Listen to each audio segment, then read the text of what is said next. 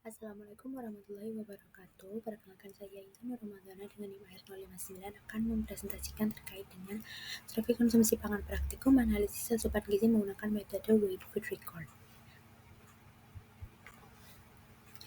Latar belakangnya sendiri yaitu metode Weight Food Record ini dilakukan dengan cara menimbang semua makanan dan minuman yang dikonsumsi oleh responden selama periode pengamatan. Pada praktikum kali ini, periode pengamatan dilakukan selama 3 hari, kemudian metode ini juga dianggap lebih akurat dibandingkan dengan metode yang mengandalkan pada ingatan seperti 24 hour food recall dan diet study.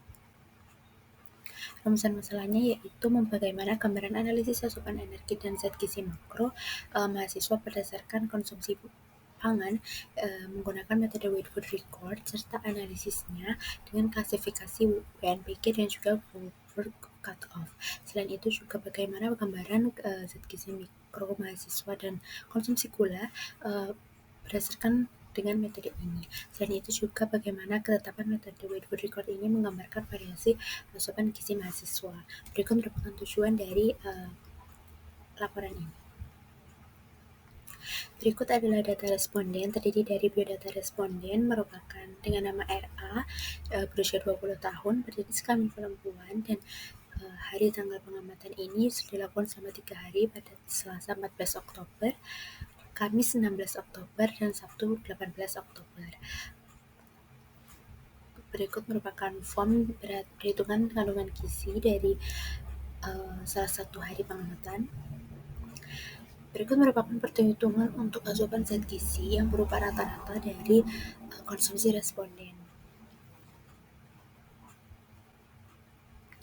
Analisis zat gizi makronya sendiri yaitu untuk karbohidrat ditentukan batas minimum dan juga maksimum.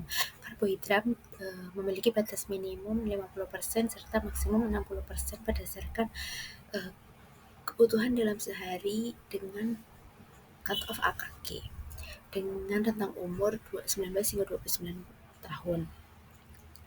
Untuk total asupan gizi makro dari responden RA ini sebesar 236 gram, di mana hal ini masih belum mencukupi dan masih kurang jika dibandingkan dengan AKG. Kemudian untuk asupan protein sebesar 15% sampai 20%, ini juga masih belum mencukupi, asupannya sebesar 68 gram, sedangkan untuk lemak yang range-nya di antara 20 sampai 25%, responden RA ini sudah cukup untuk asupan lemaknya sebesar 56 gram.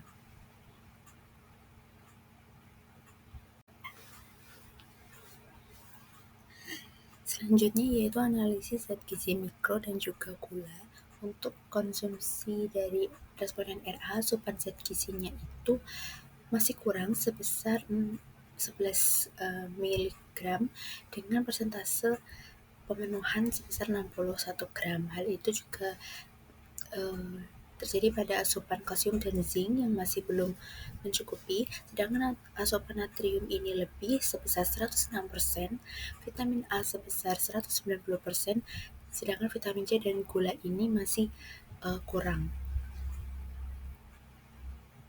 Untuk analisis asupan energi dari responden RA dilakukan perhitungan IMT, kemudian BMR menggunakan rumus Beers-Benedict, kemudian perhitungan SDA dan juga energi aktivitas fisik, sehingga didapatkan energi dari responden RA ini sebesar 2.232, sedangkan energi intake dari responden RA ini sebesar 1.688,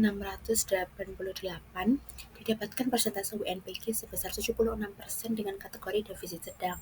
Sedangkan untuk Goldberg Cut-Off, responden RA ini memiliki angka di 1,2, di mana hal ini tuh normal, tidak under-reporting dan juga tidak over-reporting.